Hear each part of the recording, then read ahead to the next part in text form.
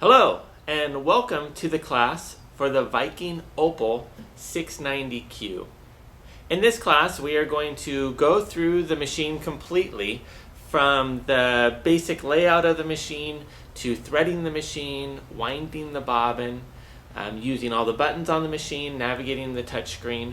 So if you have recently purchased this model, this is going to be a wonderful tool for you to learn all about your new sewing machine. Or if you're thinking of purchasing this machine, this wonderful machine, this will get you all of the knowledge you need to know what this machine is all about. So first I'm going to point out a few of the features that we see on the Opal 690Q by Husqvarna Viking. First, it is a longer arm machine than your standard sewing machine. I believe this machine hovers right around 8 inches from the needle to the inside of the arm with extra height here. So it has a nice big working area here for your quilting. A couple other things is it's well lit. It has LED lighting. It has 3 banks, one here, here, and here. So the lighting is complete across the entire arm of the machine. It is a drop-in bobbin machine, has an automatic needle threader, quite a few stitches to choose from. It has a touchscreen navigation here, and it has a couple of Viking's very special features, like their exclusive sensor system, which we'll talk a little bit more about later, but basically it senses the thickness of the fabric when you're sewing, and it adjusts the foot pressure to help really climb over seams well, and it does a bit more in that we'll touch on in a few minutes. And also Viking's exclusive sewing advisor, where you can tell the machine the kind of fabric you're sewing on, and it's going to better set the entire machine up to match that fabric. A few other features I like is it winds the bobbin right from the needle, so you don't have to unthread your machine while you are sewing. This is a wonderful machine, automatic thread cutter, and we'll talk a little bit more about that in just a second. Okay, so let's talk about threading your Opal 690Q. It threads very easily. You have your spool of thread that goes right here on your spool pin. Now the spool pin will work both in the horizontal position and the vertical position. Now it's better to use your threads in the horizontal position, because when the thread is standing in the vertical position, the spool of thread has to rotate every time when the stitch is being formed, right? And the fatter and heavier the thread, the more drag this may cause, which will change your tension settings slightly. But when the spool of thread is down, the thread just falls off the end without actually rotating the spool around, which causes the tensions to stay really consistent. Now, when you are using this, you have these spool caps. The machine comes with 2 large spool caps, a medium-sized spool cap, and a small-sized spool cap. Now what you want to have on your machine is you want to have the large spool cap on first. Now ideally, with that large spool cap, you want to have the felt pad that comes with the machine should be right here resting on top of it. Ours is over on our demo floor, so I don't have it on the machine. But it goes large spool cap and felt pad. The reason why you want the felt pad is for when the spool of thread is being used in the vertical position, it has that nice surface to sit on, and that felt pad keeps the thread from spinning smoothly. So I usually tell people, put on their large spool cap on the felt pad and leave it there forever.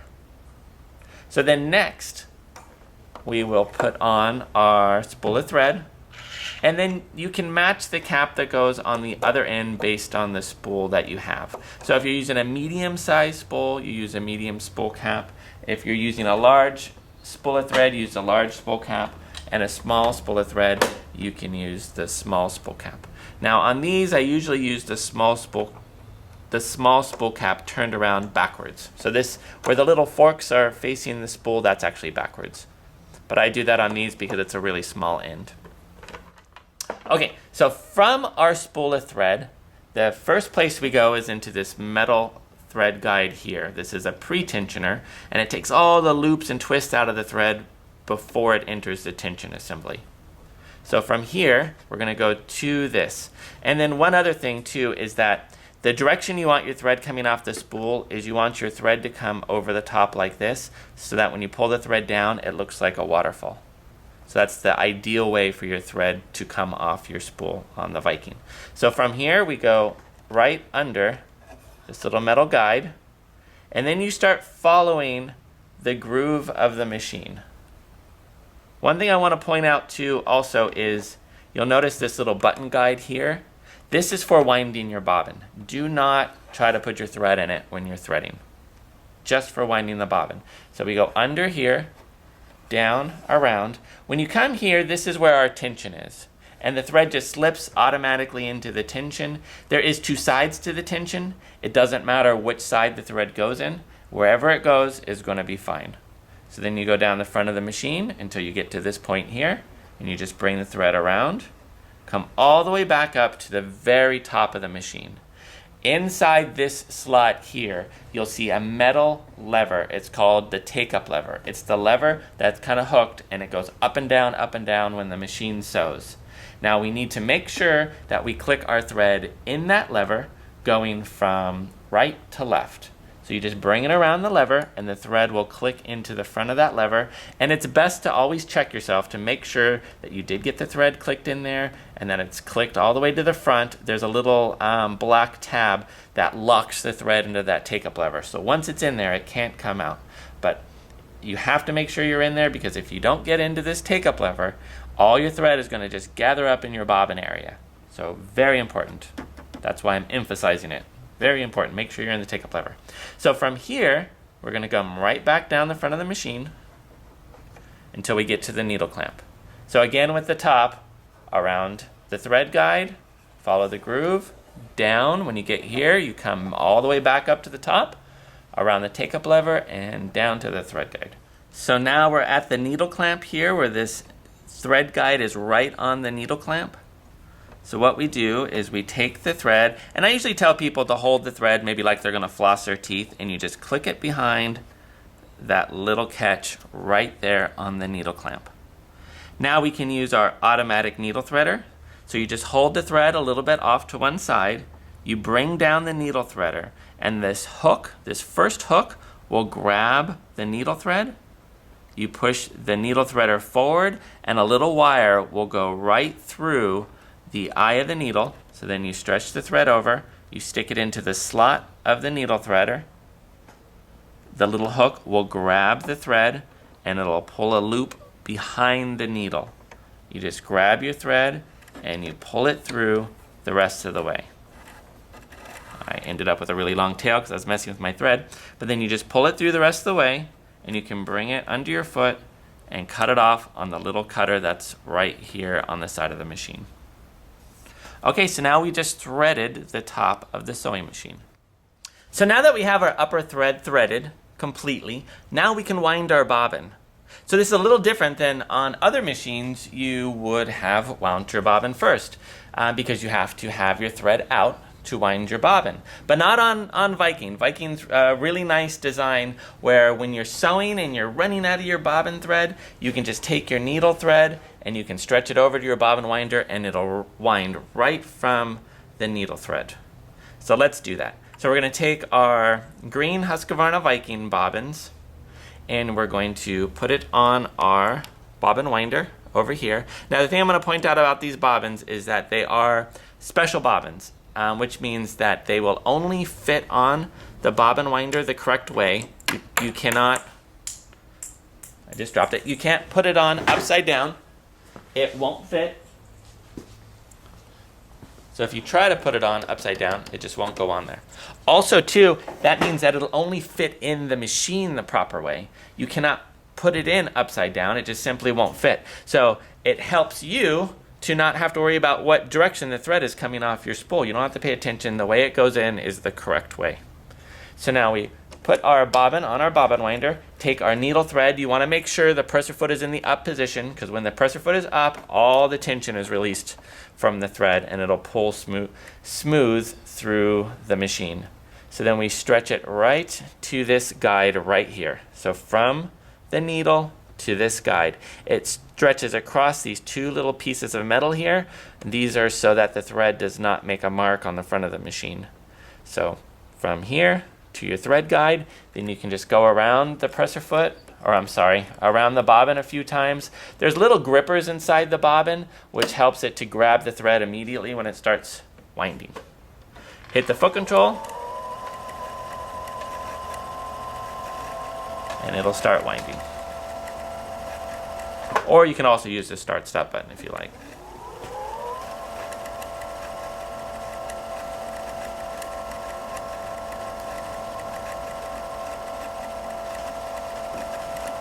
So we'll go ahead and let this bobbin fill all the way up. Okay, so when the bobbin is full, you can just stop, pull it off. There's a little razor blade right next to the bobbin winder. And we have a full bobbin that we can just put in the machine and start to sew. So let me show you how to insert the bobbin into the bobbin case. Okay, so we just slide off our cover. We take our full bobbin with the Husqvarna Viking symbol facing upward, otherwise the bobbin will not fit in. You drop the bobbin right into the bobbin case, and now we're going to pull the thread into this little metal catch right at the base of the bobbin case. So the way that I like to do it is I put one finger on the bobbin so that I can pull this thread kind of tight, and I just click it in, and you'll hear and feel a little click. Then you bring the thread to this little guide and down here to the razor blade that will just cut off the tail like that. Then you put your bobbin cover back on. The reason why there's a razor blade that cut off the tail is because unlike an old machine, you do not have to rotate the hand wheel to pick up the bobbin thread. Now that it cut it off at the proper length to reach the stitch plate to pick the thread up on the very first stitch. So do not rotate the hand wheel to pick up your bobbin thread. You just put your fabric in and simply start sewing. Okay, let's talk about some of the buttons that we find on the front pad of the machine. I'm going to give you a quick rundown of what these buttons do, and then we'll do some sewing with them so you can see them in action. First, we have our speed buttons, so we can turn the speed up or down on the sewing machine to set it exactly where we want it. When we do adjust them, you'll see a little slider on the screen to tell you where your speed's at. Next to it is needle up, down. Sticks the needle down in the fabric when you stop sewing, or it has the needle stop in the up position. Automatic thread cutter, cut your threads when you hit the button.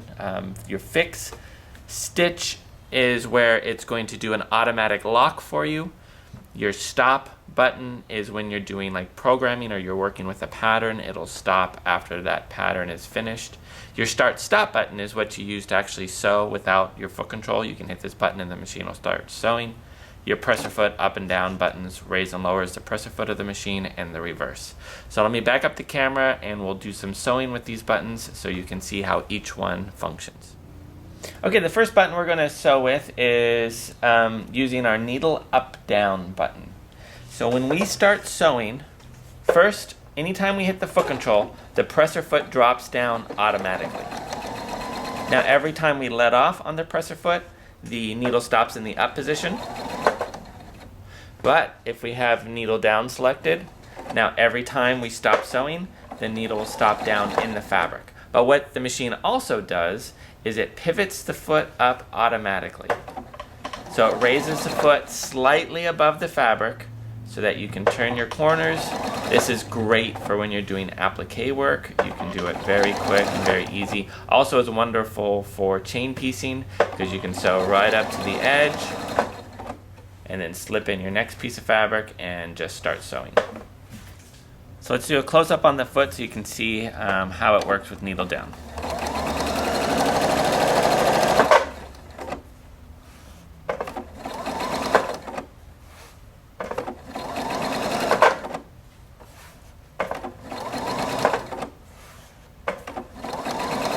Also, I want to point out when we do not have the needle down selected by touching the button, so now the needle only stops in the up position, but there's a feature on Viking sewing machines where if you tap the foot control, if you give the foot control a short tap, it will stick the needle down for you. I actually use this more than I use the button because when I'm sewing and I just want to turn a quick corner, I can just give my foot control a short tap, which will do that function for me. Okay, next I'm going to show you the automatic thread cut button. So when we sew to the edge of our fabric, we can hit our scissors. It is going to cut our thread and it's going to raise our foot automatically. So now when we put our fabric back in, all we have to do is start sewing. Picks it back up on the first stitch. Hit the cut button anytime we want it to cut our thread. See that? Perfect. So that's how the thread cutter button works. It also works in a slightly different way, which I'll explain in just a second. Next to it we have our fix button. Our fix button means that anytime it's lit, it means it's going to do a locking stitch for us automatically before it starts sewing.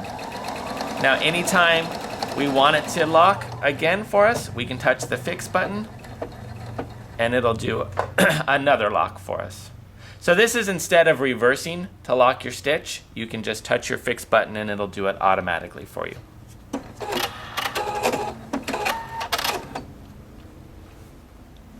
Okay, our stop button. Stop button has to do with sewing out like a pattern. So if we had a stitch up on the screen, so let me go grab something that has a little bit of a pattern to it. Maybe stitch number 1. Okay, so it has a little bit of a pattern there. If I touch the stop button, it means it'll do one pattern only and then stop.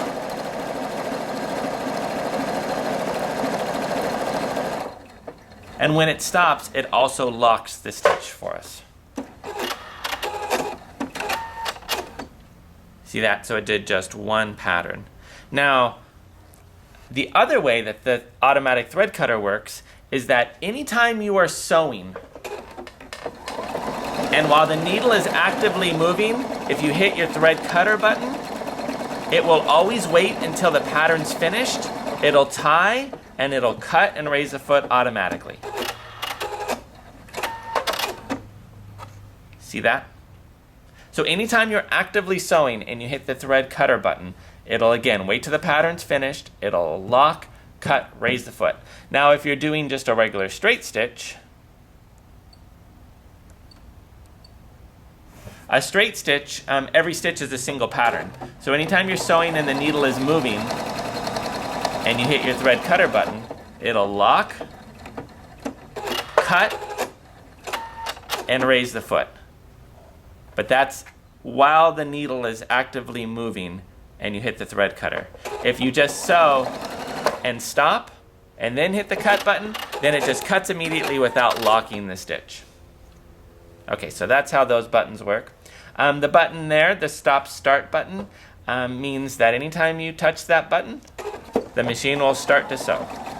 You can hit the button again to stop it from sewing. So it's sewing without your foot control, without the use of your foot control. Now you can also use your speed buttons to set the speed you want. So you can turn it to whatever speed you want, and then you can hit the start button, and it won't go beyond that speed. This is also nice for when you're doing like free motion quilting, because then you can set the speed where you want it, where you're comfortable with your free motion quilting. Then you can hit start, and then as long as you move the fabric consistently, your stitch lengths will be very, very consistent using the start, stop, and the setting the speed for you. Now I do want to point out that our start stop button here on Viking is a little different than what you see on other machines that have start stop buttons. Now pretty much everybody else's machine they will not let you use the start stop button unless you physically unplug the foot control from the side of the machine. Now the nice thing with Viking is that their start stop button actually works in conjunction with the foot control. So what that means is when I hit my start stop button to start sewing, anytime I touch my foot control immediately takes back over. So I did not have to reach up to hit stop. I just simply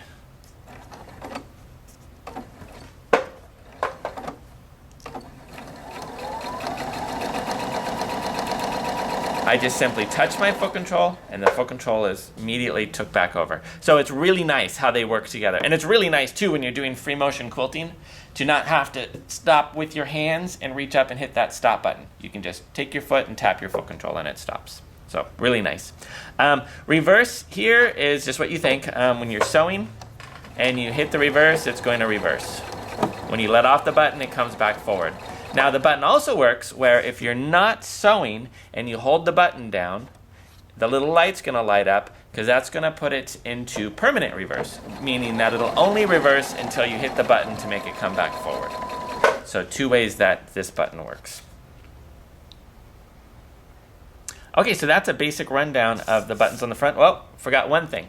The presser foot up and down buttons. Those are very important to know how these work because this machine uses Viking's exclusive sensor system, which means it has no lifter lever back here. It's actually one of my favorite features, the fact that it does not have a lifter lever. My machine at home has this sensor system in it, and it's one of my must-have features in a sewing machine.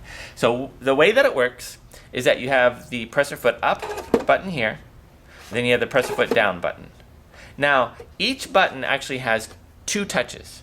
So when you hit the presser foot down, it drops down. But if you hit the down button a second time, the foot just barely hovers above the fabric. And why you want it to do this is if you had a lifter lever, you're used to raising and lowering that lever to get the needle right where you want to start sewing on your fabric. So instead of doing that, you hit the down button a second time, makes the foot hover slightly above the fabric. You get the needle right where you want to start sewing, and then you just hit the foot control, and then foot will drop down, and you can start sewing.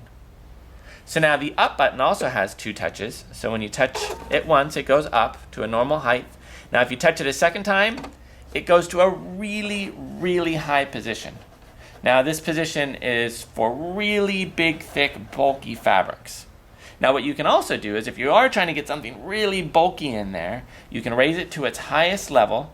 You can hit the feed dog drop lever right here, which will lower the feed dogs. You just click it down and click it back up immediately. Now when you click it up, they don't just pop right back up. The machine has to start sewing before it re-engages. So you can click it down, click it up. Now that's got the feed teeth out of the way. Now you can get some really fat bulk underneath the foot without it snagging on the feed teeth and giving you plenty of clearance to get it in there. So then as soon as you start sewing now, both the feed teeth and the presser foot all come back to life and you're off and running. So that's how the presser foot up and down buttons work. They're wonderful. My favorite part of the machine is having the sensor system on it.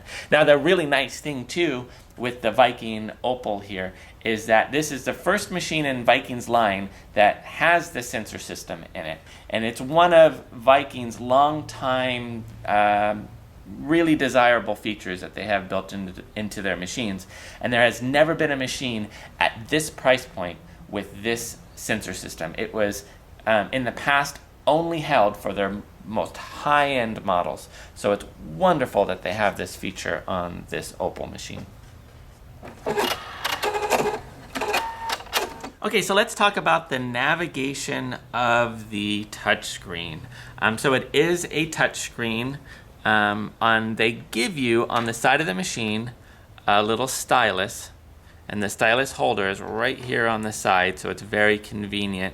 Now, the nice thing too about having a touchscreen is that it's really easy to navigate through the machine. It's a little simpler than having a whole bunch of buttons on the front.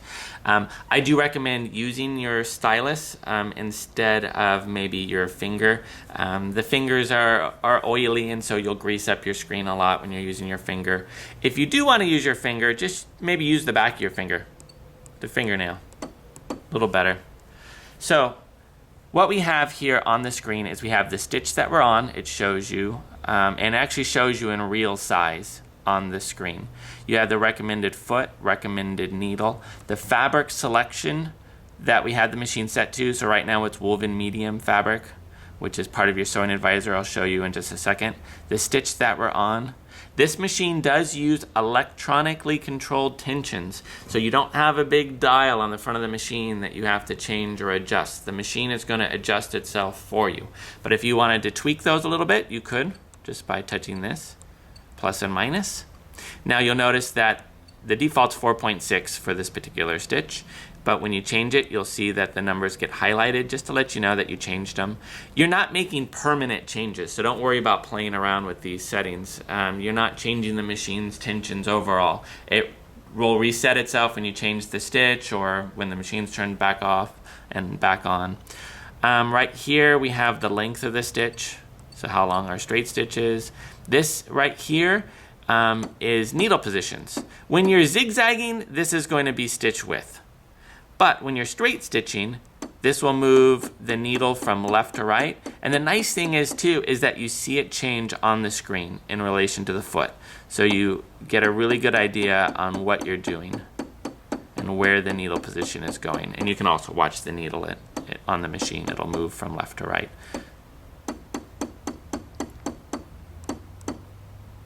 Okay, let me grab a different stitch and I can show you what some of these other buttons do. So let's talk about where all of our stitches live. So on the front lid of the machine, you have all of your stitches laid out in 4 menus. Menu 1, 2, 3, and 4. So let me back up the camera and you can see those. So all the stitches, menu 1, 2, 3, and 4. So a really large selection of stitches. Okay, so to get to those stitches, you can touch this icon right here. This is our stitch button. So when you touch that, it'll pop up with a menu. So now this is stitch menu 1, 2, 3, and 4, just like we saw on our lid. Now on the lid, every stitch on the lid has a number with it.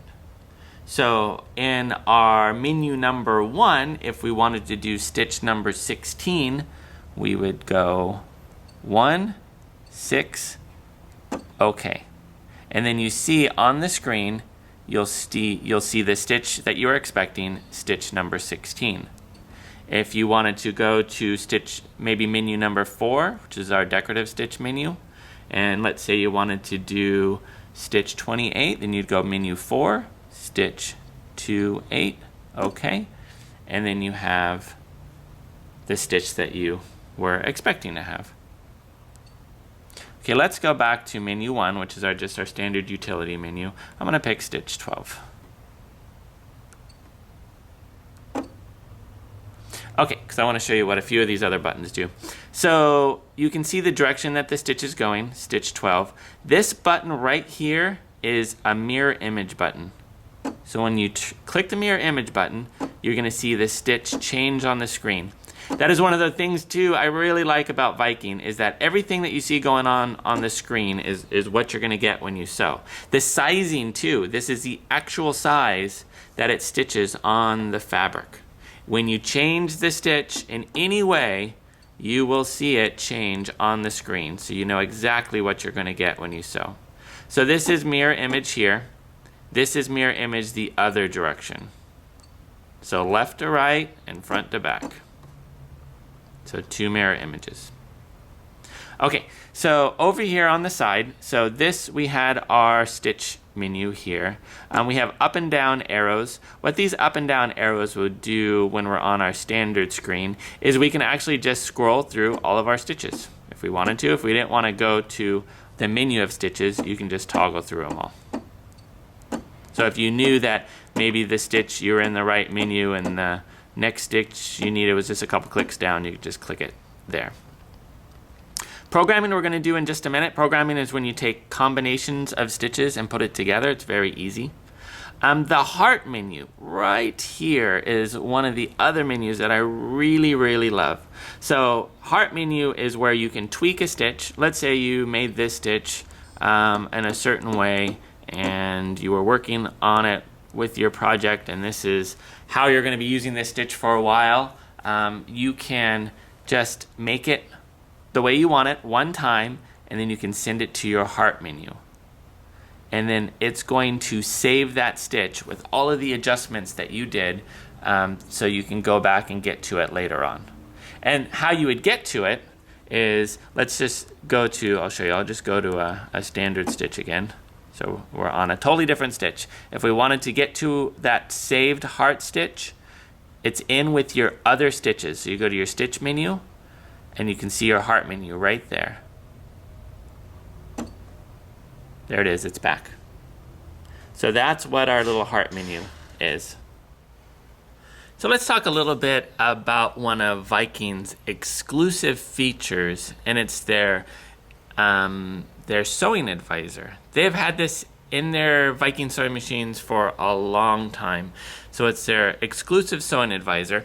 And the way that this works, it's up here at the top of the screen, is you tell the machine what kind of fabric you're sewing on, and the machine sets itself up to best suit that kind of fabric. So I'll show you a few little for instances here. We have our fabric selection. So we have woven light, woven medium, woven heavy, stretch light, stretch medium, stretch heavy, and leather and vinyl. So when we select one of these settings, the machine will change the tension settings. It will change the recommended foot, the recommended needle, the stitch lengths, how the stitch is formed. A lot of these settings change based on the kind of fabric you're sewing on. Over here, we have sewing techniques. So sewing techniques is what you maybe want to do with that fabric. So if you are on a piece of stretch light fabric and you needed to seam and overcast, so you would select seam and overcast, you would select stretch light fabric, and then the machine, hit the arrow back here, the machine is going to pick the stitch for you. And it's going to pick the proper foot, the J foot, this stitch, and a 75 stretch needle is recommended. See that? So now if we go back to our sewing advisor, and let's say we're doing the same technique, we're doing seam and overcast, but our fabric has changed. So instead of being on a piece of stretch light, maybe we're on a woven light fabric. So then if we go back, we'll notice now the stitch has changed. Similar stitch, but it changed the type of feed. It changed the needle recommendation. Instead of a stretch needle, it's recommending a 70 standard needle. So the stitch, even though you're doing the same technique, we're seaming and overcasting, the machine knew how to better set that stitch up based on the fabric that you have selected. So when someone owns a Viking sewing machine with the exclusive sewing advisor built into it, I always advise people to make sure that your machine is set on the proper fabric setting, because you don't have to use the fabric and the techniques together. So anytime you have a fabric choice selected, it doesn't matter what you're doing. If you are on a regular, say we're on just a regular straight stitch, when we're on woven light fabric, our stitch length has changed to 2.0, our needle recommendation has changed, our tensions have changed.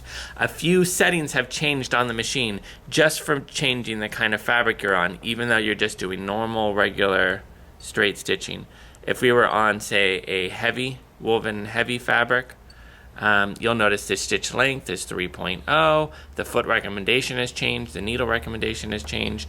So when you're using your sewing advisor, I would say 90% of the time you're probably going to be on B, woven medium. So that's how the sewing advisor works. Great feature. I'll show you one other thing here in the sewing advisor, kind of along the same lines. I just want to show you, if you are using it to set a seam, you'll notice that when you get to your stretch fabrics, it's not going to be a straight stitch. It'll be this little lightning bolt stitch, because straight stitches can't stretch with stretchy fabric. But when you're on woven medium, you'll notice that it's just a regular straight stitch there. So it really is a smart tool in your Viking sewing machine. Okay, let's talk a little bit about programming. Programming is where we take different combination of stitches and we put them together. It's really a lot of fun. To do our programming, we go right to this little button here. It says PROG. It'll open up our programming screen. Now, all we have to do now, it's really easy, is we just go find the stitches that we want to put together. So we go to our stitch menu. And let's go into our decorative stitches. Now let's put the car, which is stitch 33. So you'll see a little car on the screen. Now let's put the little trailer that goes with it in there, which is going to be stitch 34. So now you'll see a combination of a car and a trailer put together. I'll stitch this out so you can see what it looks like. So once you do your combination, you just have to hit the start button, to start the machine sewing.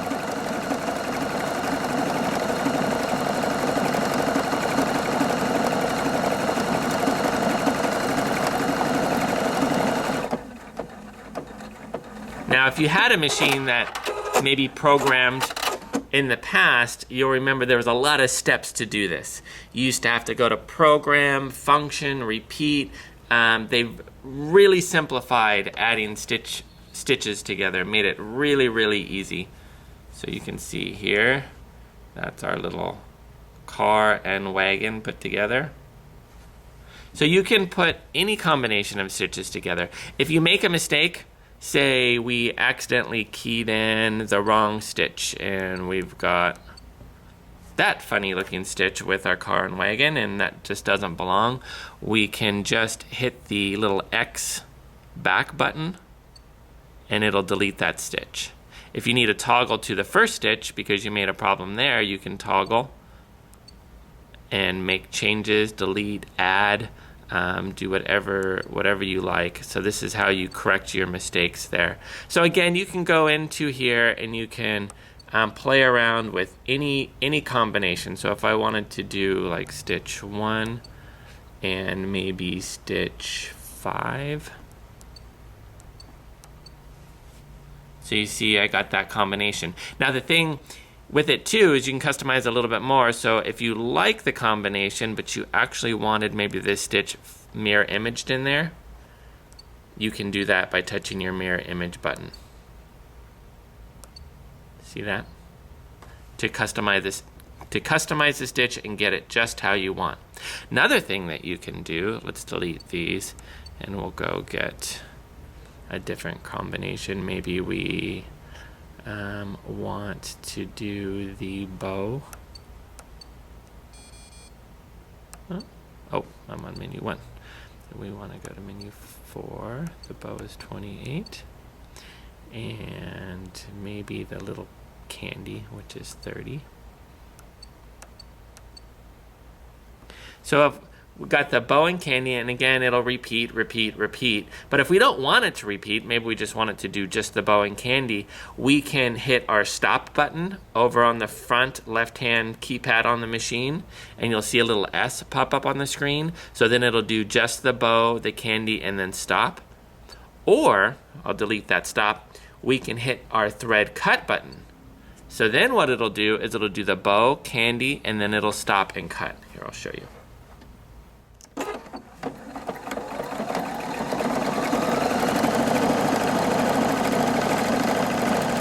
You'll notice too, as it's stitching these patterns out, the pattern will start to go by on the screen, so you know which one you are currently working on. So then it knew to do the bow, the candy, and then stop and cut automatically without me having to hit anything. So we got the bow and candy, and then it cut. So that's the programming screen. Now let's talk a little bit about doing the alphabets that are built into the machine. You can write names, you can write whole sentences. If you want to make a label for something, you can write, made with love for so-and-so. And how you do this is you go to your stitch menu, and your stitch menu is this button right here. So when you touch your stitch menu, this is where all your stitches are, and you got these little toggles across the top.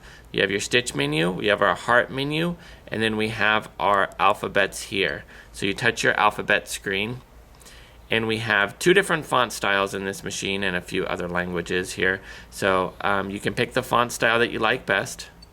I'll pick the brush line font. So then if I wanted to write my name, you just touch on the letter that you want. So I have uppercase, and then if I want to switch to lowercase or numbers, use the up and down arrows here. So now it went to lowercase. Like that. If I touch this down again, I'll get numbers and some symbols there that I can work with. So I wrote my name. If I wanted to maybe put a sewing stitch with my name, I could do that because, again, I'm actually in programming mode right now. So I have my name written there. I can go to my stitch menu, go to my stitches, and let me find a cute little stitch to put with my name, maybe stitch 37. which is a little hard. So when I'm ready to stitch this out, I can just hit start and sew this out. If I just wanted it to do my name, the heart, and then stop, again, I can just touch my thread cut button, which will make it cut after the heart. And when I'm ready to go, I can just start sewing.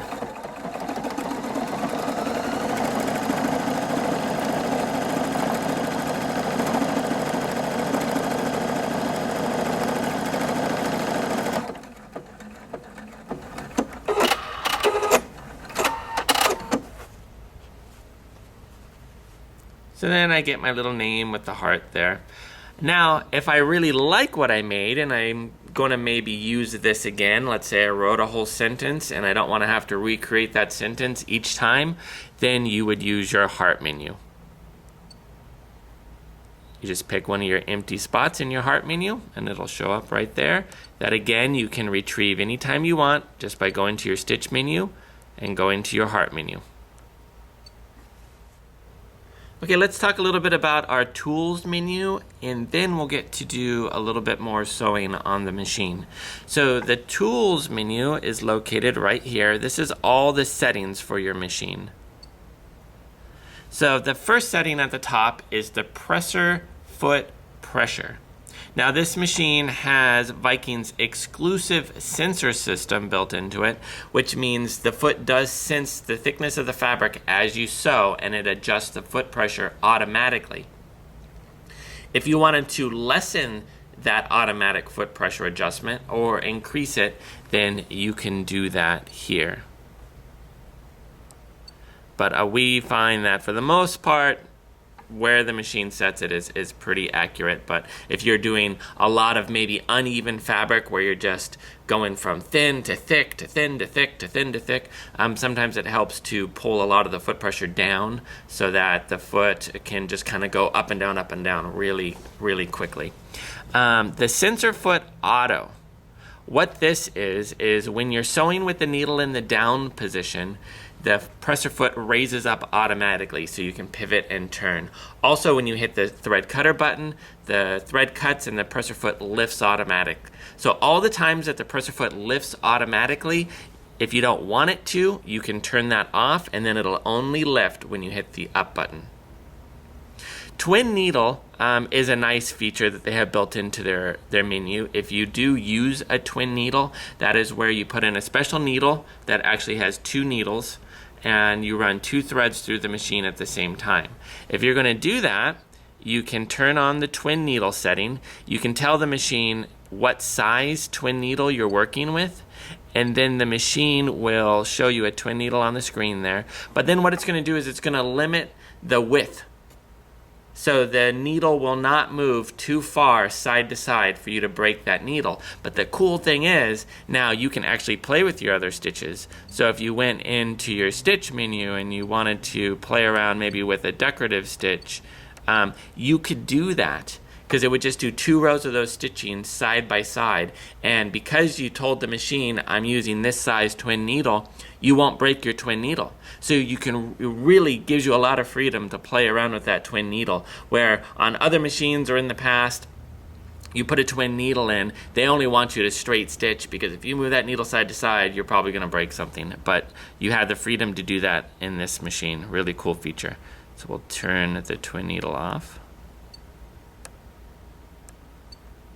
Okay, twin needle is off. Stitch with safety is a nice feature too. That is if you put on a straight stitch needle plate or a straight stitch presser foot, you can, as a safety precaution, you can check that little box there, and that'll prevent the needle from being able to zigzag. So even if you pick a zigzag stitch, the needle's just going to stay in the middle so that you don't break your needle by accident.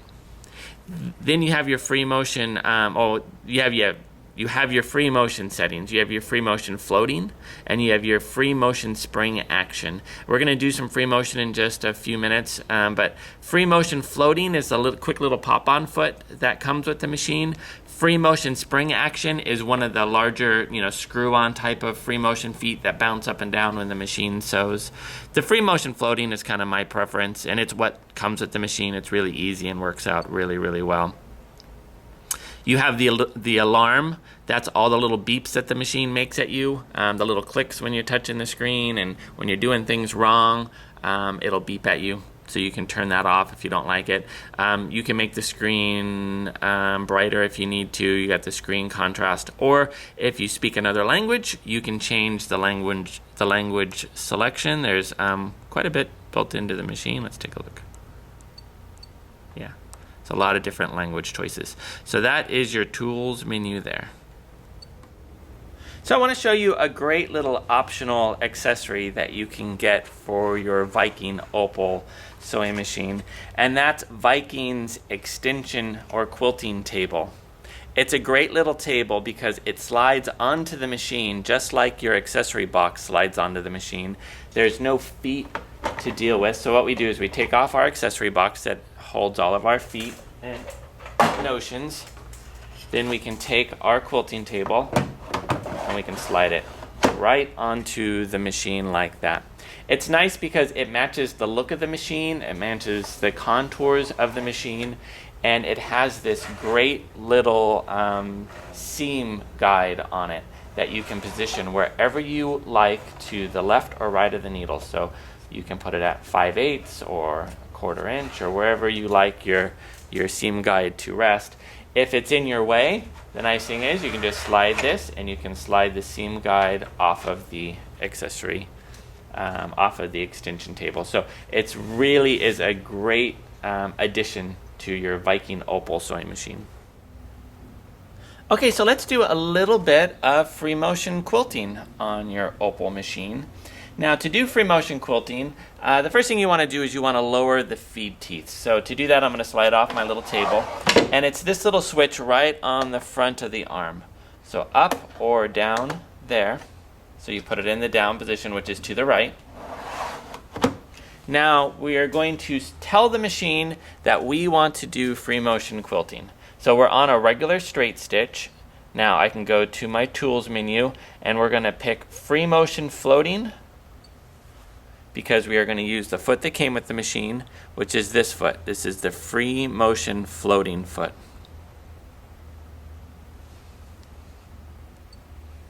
So now you'll see the little icon on the front of the display change to show you that you're in free motion mode. So we are going to pop off our regular foot, and we are going to pop on our little free motion R foot. So that's it. The setup is really easy for free motion on this Opal sewing machine. So then we just have to start sewing.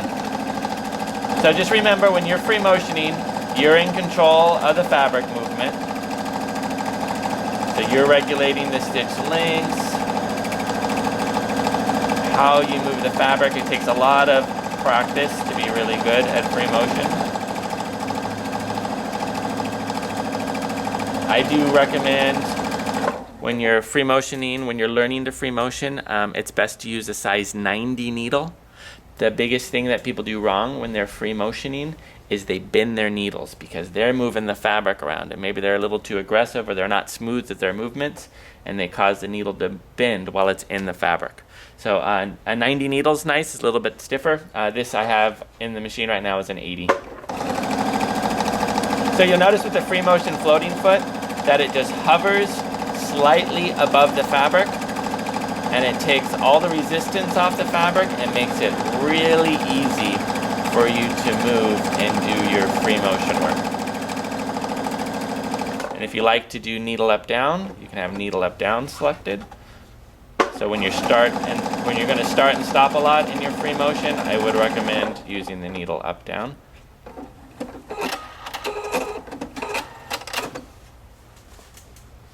I'll show you the back side. This is the back side,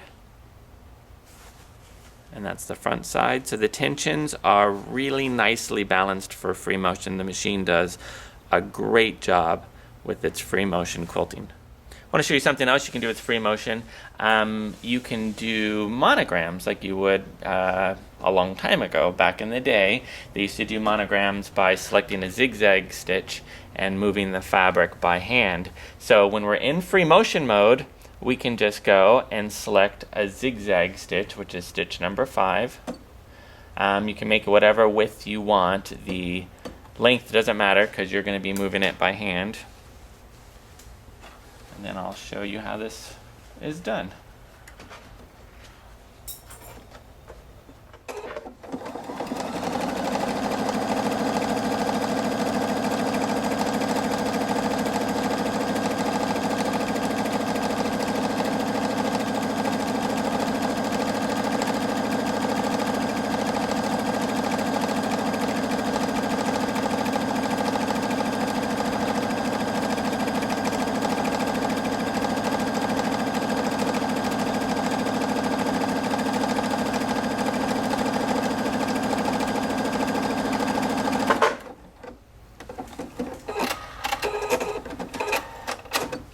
So you would do it like that with a zigzag stitch, and the stitches will be closer together if you move the fabric slower, further apart if you move it faster, so you're really in control.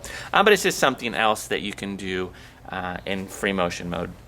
So to take it out of free motion mode, it's very easy. You go back to your tools menu, you turn off free motion floating, and then we just raise our feed teeth back up by hitting the switch on the front of the machine, and then you just have to reattach your normal foot and you are back to normal sewing mode, just like that. Very easy. So I'm going to show you the basting stitch that the machine has. It's one of my favorite stitches to show off when I'm demoing this sewing machine to a new customer, because it's kind of a unique way that this machine will baste. It has its standard basting stitch in menu 1, and it's stitch number 9, and the standard basting stitch is just kind of what you would think. I'll show you here.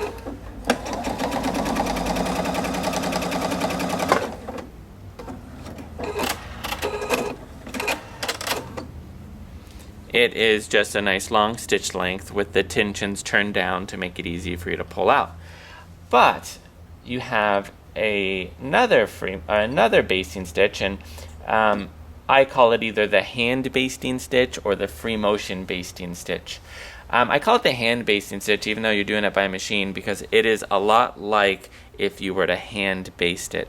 So how this works is when you select it, it's stitch number 10. It doesn't look like anything too, just looks like a little dot on the top of the machine. And when you select it on the display here, it just looks like a little dot. So if you don't know what this stitch is, you would have trouble figuring out on your own. So the way that this works is you place your fabric under your foot.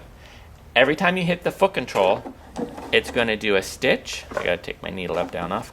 It's going to do a stitch. It's going to raise the foot for me up and down. It'll release the tension so I can slide my fabric.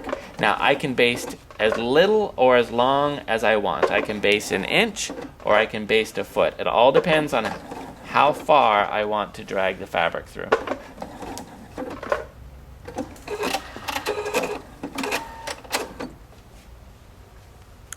So now, see if you can see it on the camera. See how I got those basting stitches? See how they're nice and long?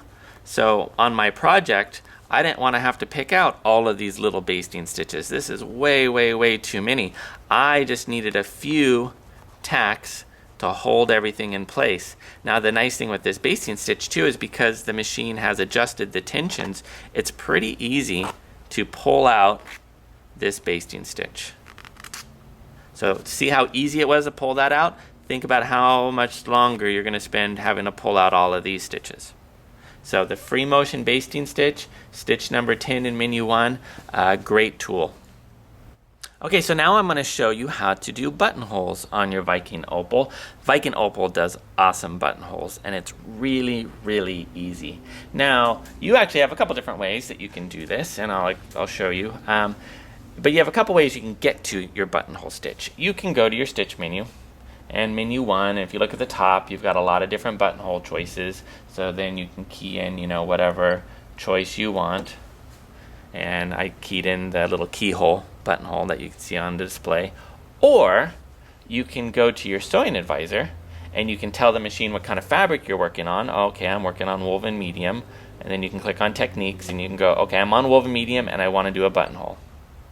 Then what it's going to do then is it's going to pick the proper buttonhole for woven medium fabric.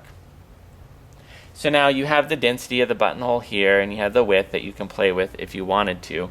Now you have two different ways you can do a buttonhole. You can use the Viking's Cincermatic buttonhole foot that comes with the machine. It does perfectly balanced buttonholes. It measures the length of the buttonhole for you and makes sure that everything turns out perfect. So the way that this works is you pop off your standard foot. You are going to pop on your buttonhole foot, and you'll notice there's a little plug-in for this foot. Looks like a little headphone jack. There is a little spot right here, kind of behind this LED light, that you can feel with your finger to plug in the foot. When you plug in the foot, the machine now knows we have the foot plugged in. And what it's going to say on the screen is it's going to want to know how long we want our buttonholes to be. The default is 16 millimeters. And right there is where you would change it to whatever size you needed. Now down on the front bottom part of the machine, there's a little ruler that has a millimeter gauge on it. So you can take your button and you can hold it up to that ruler and you can see how big of a button hole you need for your button. So in this case, we'll just pick an 18 millimeter buttonhole. And when we're ready to start, I can either use my foot control, but I'm going to use the start-stop button.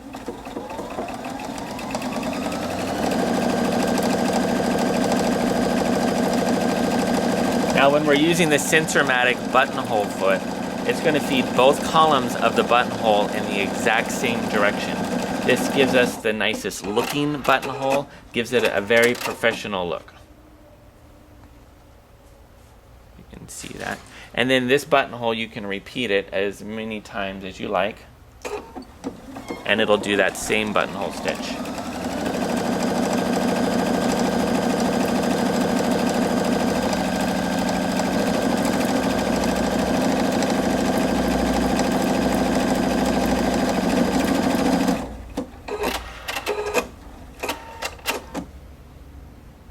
Same buttonhole stitch there.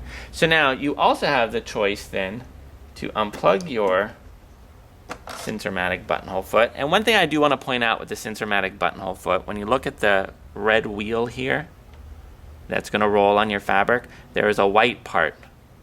We call it the white crown, and there's a white line here.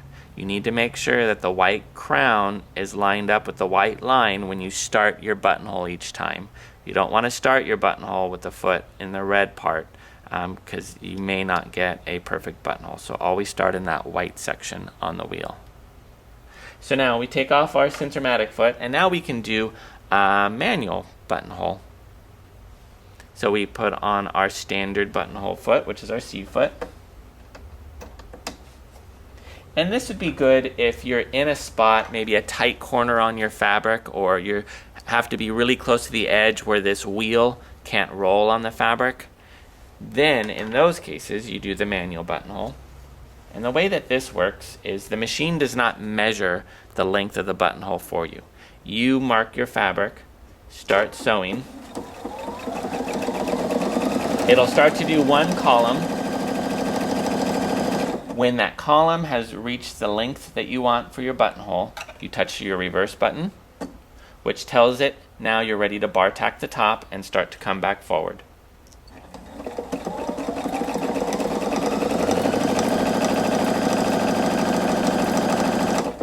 When your two columns have lined back up, touch the reverse button again, and then it will finish the buttonhole for you. Then it'll cut, it locks the stitch, and it raises the foot. So then you get your manual buttonhole. So it's easy. So that's how you do buttonholes on your Viking Opal. So now I want to show you something kind of cool that your machine will do. It's called putting tapers on stitches. Now, there's certain stitches that you can put tapers on, and they are the stitches that you see in blue on the front lid of the machine. So all those blue stitches are stitches that you can put tapers on or do mitered corners. So let me back up the camera and I'll show you how to do this. Okay, so first we're going to select one of the blue stitches. So we're going to go to our stitch menu. And let's see, let's maybe do menu 2, stitch 39. So menu 2, stitch 39. Okay, it kind of looks like a little brick path. So you'll notice that when we selected that stitch, a new icon appeared on the screen right here. So when we touch that icon, a window will pop up, and these are all the different angles that we can put on that stitch. So let's play around with maybe 45s. So we'll pick 45 beginning, and we'll toggle to the end of the stitch, and we'll pick a 45 for the end of the stitch. And then we'll hit back with the little arrow button. So now we can sew that stitch out, and I'll show you what it looks like. Okay, so I'm going to use my start stop button, but of course you can use the foot control. So when we start sewing, it will start the stitch with a 45-degree taper. When we're ready to finish the end taper, we just touch the reverse button to let it know we're ready to finish, and it'll do a 45 on the end. So now what I'm going to do is I'm going to put my needle in the down position so the foot hovers up. I'm going to turn my fabric 90 degrees and start sewing again. Now it'll do another 45 at the beginning. Touch the reverse button when we're ready to finish.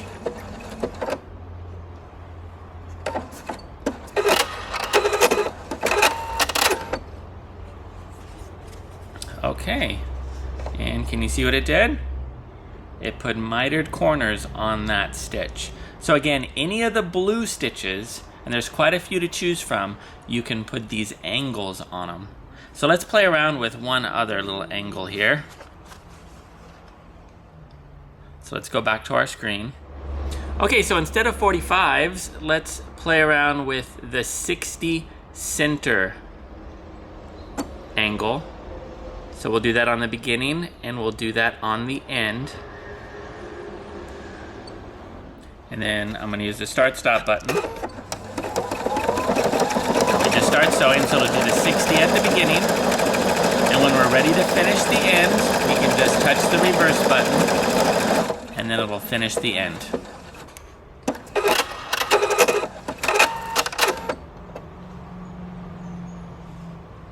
See that? Totally different angle. So there was quite a few different tapers that you can choose from. 30s, both left and right justification or center justification, 120. There's quite a few that you can play around with. You'll also notice too, when you have them selected, it kind of tells you on the screen that to finish the stitch, you need to hit the reverse button. That's why this is there. So it gives you a little bit of a clue on how to end your stitch, or to tell the machine you're ready to finish your end taper there. So tapers they're kind of fun. They're nothing that you're going to necessarily do every day, but they're a fun feature that is built into the Opal sewing machine. Okay, so now I want to show you just how great this machine is at doing applique. Now, one of the reasons why I feel that this is such a good machine to have for doing applique stitches is because of the sensor system. Because the foot will raise up automatically when you have the needle down selected, and it makes your applique go very fast and easy. Now, most of the time, for a lot of people, when they're doing applique, they'll put on an optional open toe presser foot where it's completely open in front of the needle. But I'm not going to this time. I'm just going to use my standard A presser foot. So I'm going to line it up just where I want the needle to start sewing. I'm also going to select the needle down for me. And now I'm just going to start sewing.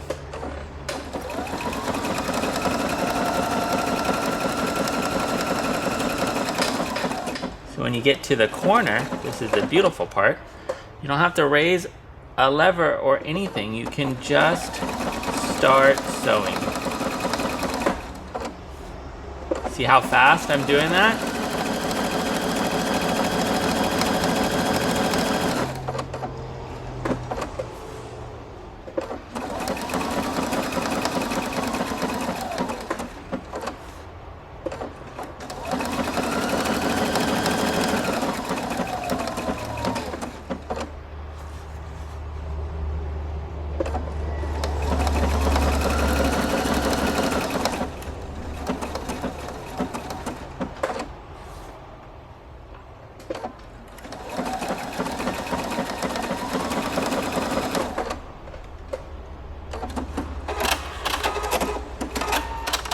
Okay, so I just appliqued that on with ease.